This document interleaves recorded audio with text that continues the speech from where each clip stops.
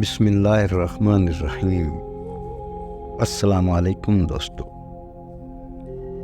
حضرت ابراہیم علیہ السلام اللہ کے جلیل القدر اور مقرب ترین پیغمبروں میں سے ایک ہیں، جنہیں خلیل اللہ یعنی اللہ کے دوست کے خطاب سے نوازا گیا۔ حضرت نوح علیہ السلام کے بعد آپ وہ پہلے نبی ہیں جنہیں اللہ تعالیٰ نے توحید کی دعوت پھیلانے کے لیے مبعوث فرمایا۔ حضرت ابراہیم علیہ السلام نے عراق، مصر، شام، فلسطین سے لے کر عرب کی صحرائی وادیوں تک توحید کی دعوت عام کی۔ پھر اپنے مشن کی تکمیل کے لیے سرزمین عرب میں اپنے بڑے بیٹے حضرت اسماعیل علیہ السلام، شام و فلسطین میں دوسرے بیٹے حضرت اسحاق علیہ السلام اور مشرقی اردن میں اپنے بھتیجے حضرت لوط علیہ السلام کو مقرر فرمایا۔ اللہ تعالیٰ نے قرآن کریم میں 69 مقامات پر حضرت ابراہیم علیہ السلام کا ذکر کیا ہے۔ حضرت ابراہیم علیہ السلام کے آباء و اجداد عرب سے ہجرت کر کے بابل میں آباد ہو گئے تھے۔ وہیں آپ کی ولادت ہوئی۔ آپ علیہ السلام کے والد کا نام طارق تھا، لیکن آزر کے نام سے مشہور ہوئے۔ حضرت ابراہیم علیہ السلام کی پیدائش کے وقت آزر کی عمر 75 سال تھی۔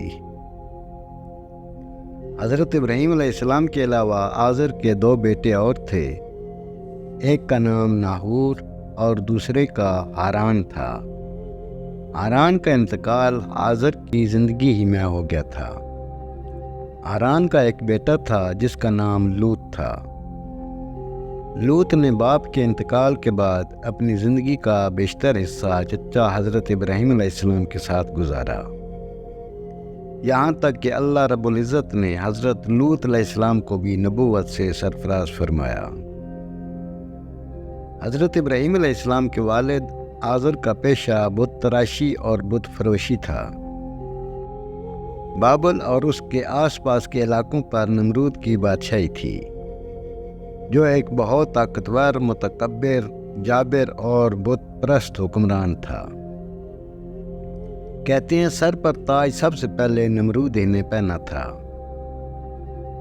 یہ بزور طاقت رایا سے اپنی پرستش کرواتا تھا۔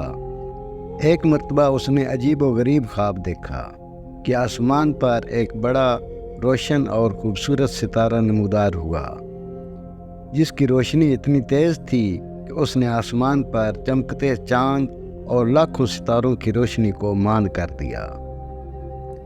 صبح ہوئی تو نمرود نے شہر کے تمام بڑے کائنوں اور نجومیوں کو دربار میں طلب کر کے اپنا خواب سنایا اور تعبیر مانگی۔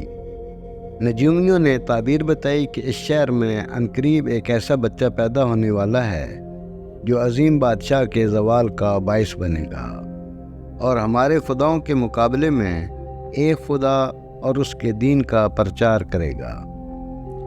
نجومیوں کی اس خبر نے نمرود کو سخت پریشان کر دیا، چنانچہ اس نے فوری حکم جاری کیا کہ جو بھی بچہ پیدا ہو اسے فوری قتل کر دیا جائے۔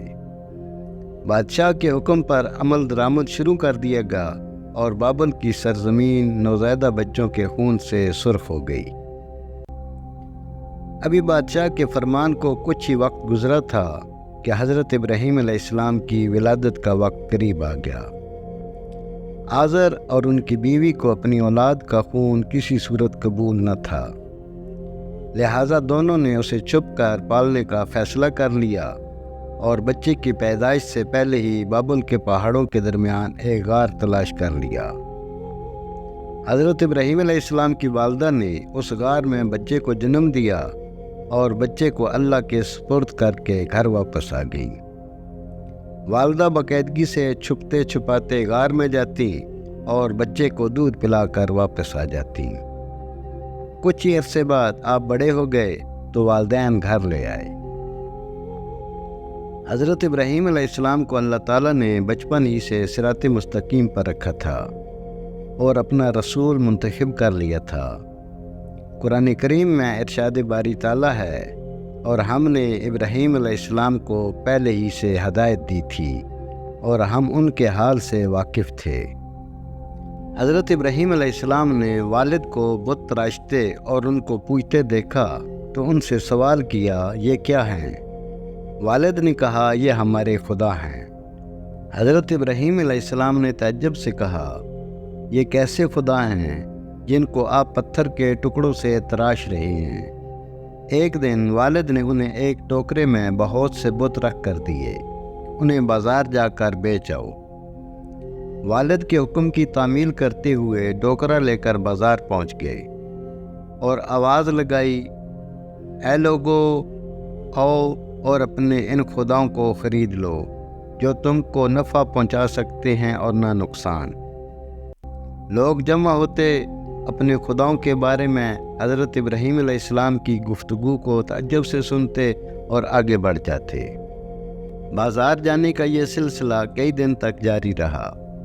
جب ایک بت بھی نہ بکا بلکہ لوگوں نے حضرت ابراہیم علیہ السلام کی شکایتوں کے انبار لگا دیے تو آزر نے انہیں بازار بھیجنا بند کر دیا۔